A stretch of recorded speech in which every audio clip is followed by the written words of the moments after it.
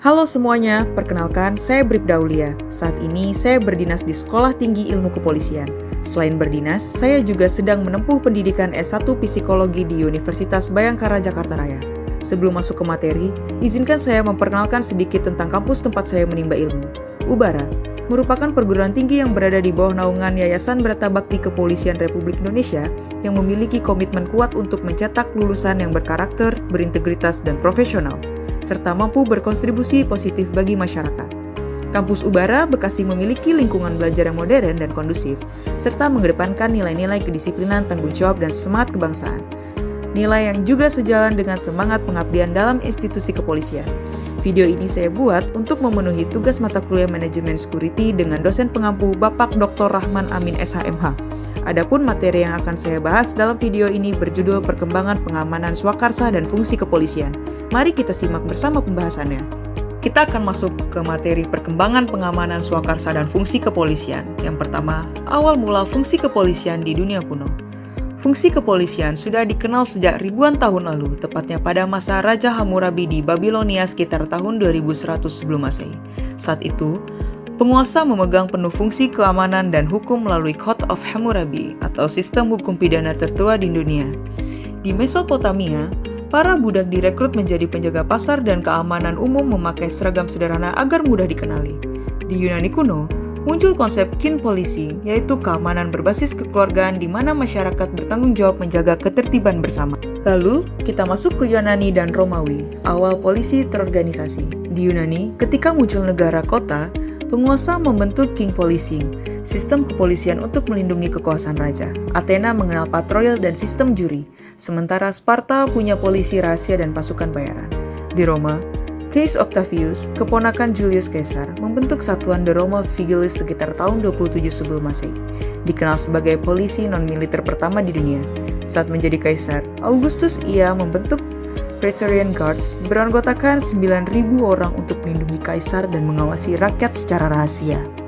Lalu kita masuk ke Inggris, dari warga berjaga ke polisi modern. Setelah bangsa Norman datang pada abad ke-11, Inggris mulai membentuk sistem hukum dan keamanan formal, yaitu Statute of Winchester 1285, menjadi tonggak penting setiap warga wajib menjaga ketertiban, menangkap pelaku kejahatan, dan ikut patroli malam.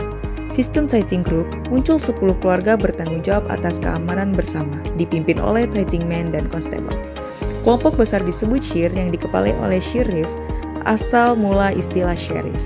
Pada abad ke-18, revolusi industri meningkatkan kejahatan di kota. Pemerintah Inggris membentuk watchmen yang dibayar untuk patroli malam. Lalu, pada tahun 1829, Sir Robert Peel mendirikan London Metropolitan Police yang diakui sebagai kepolisian modern pertama di dunia. Lalu, kita masuk pada pengamanan swakarsa di Inggris dan Amerika. Selain polisi negara, berkembang pula pengamanan swakarsa private police. Henry Fielding mendirikan Bow Street Runners pada 1749, detektif bayaran pertama di Inggris. Patrick Colquhoun lalu membentuk Thames River Police pada 1800 untuk menjaga pelabuhan London. Di Amerika Serikat, Alan Pinkerton mendirikan Pinkerton National Detective Agency pada 1850, melayani perusahaan kereta api dan industri besar. Kemudian, muncul Brinks 1989 dan William J. Burns Inc. 1909 sebagai pelopor perusahaan security profesional sejak 1915. Beberapa negara bagian mulai mewajibkan izin resmi bagi penyelidik dan penjaga keamanan. Pada 1960 dan 1980-an, pengamanan swasta berkembang pesat karena keterbatasan polisi. Menjelang tahun 1990, jumlah petugas security swasta di Amerika Serikat mencapai 3/4 dari total polisi negeri tersebut.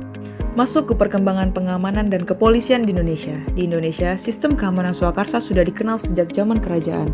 Pada masa Majapahit, ada pasukan Bhayangkara di bawah Mahapati Gajah Mada untuk menjaga keamanan kerajaan.